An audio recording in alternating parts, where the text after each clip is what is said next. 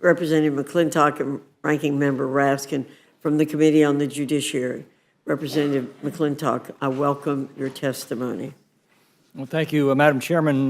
S5 bears the name of Laken Riley, murdered by one of the more than 7.8 million illegal aliens that Joe Biden and his Democratic supporters deliberately allowed into our country over the last 4 years. In Laken's case, the murderer was paroled into this country through a shocking abuse of this power.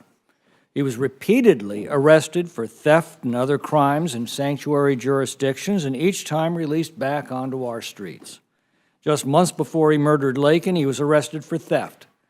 But ICE couldn't take him into custody because of the Biden-Harris administration's policies that shield such monsters from arrest and deportation. This measure, first introduced by Representative Mike Collins here in the House, would require ICE detention for illegal aliens who are charged with, arrested for, or convicted of any burglary, theft, larceny, or shoplifting offense. Now, the Democrats have argued that mere accusation of committing a crime should not be grounds for detention, and besides, shoplifting's no big deal.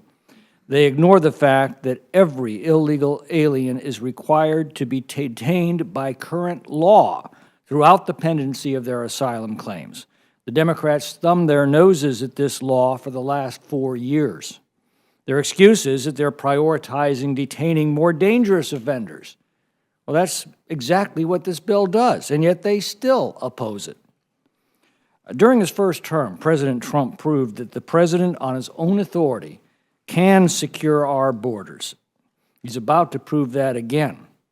President Biden proved that a president who's determined to make a mockery of our immigration laws can willfully open our borders to the most violent criminals and terrorists and gangs and cartels on this planet and use the Democrat sanctuary laws to protect them. This national nightmare ended at noon yesterday. But what of future presidents? This bill assures that what happened to Laken Riley cannot happen again should another Joe Biden disgrace the presidency. Our Senate colleagues have added to the Laken Riley Act parts of Sarah's law, introduced by Representative Andy Feenstra and Senator Joni Ernst, to mandate detention for illegal aliens who commit any offense that involves death or serious bodily injury. Sarah's law is named after Sarah Root. On January 31st of 2016, as Sarah drove home after celebrating her college graduation, an illegal alien who was street racing while drunk slammed into her SUV, snapping Sarah's spine and fracturing her skull. Sarah died days later on February 4th. Within hours of her death, a judge set the illegal alien's bond at $50,000 because ICE refused to lodge a detainer as the law requires, despite a desperate request by local police to do so. The administration defended this dereliction of duty, quote, because the illegal alien had not been convicted of a criminal charge and therefore was not an enforcement priority. Well, S5 closes this loophole by requiring detention for illegal aliens like Sarah Root's killer, who are arrested for, charged with, admit to, or are convicted of any crime that resulted in someone's death or serious bodily injury.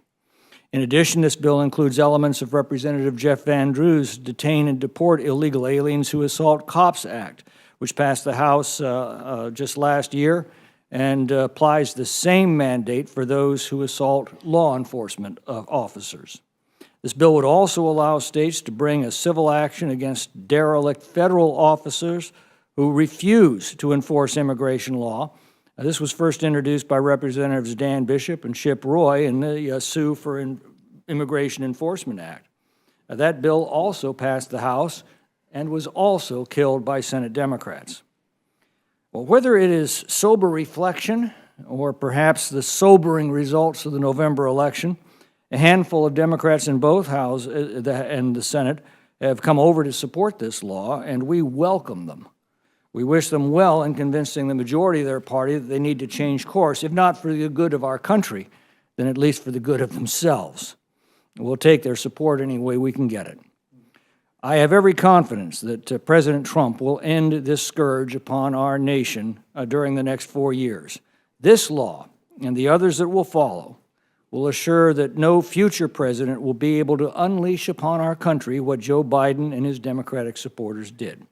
The Judiciary Committee asks this bill be made in order and brought to the floor as soon as possible. I yield back. Mr. McClintock.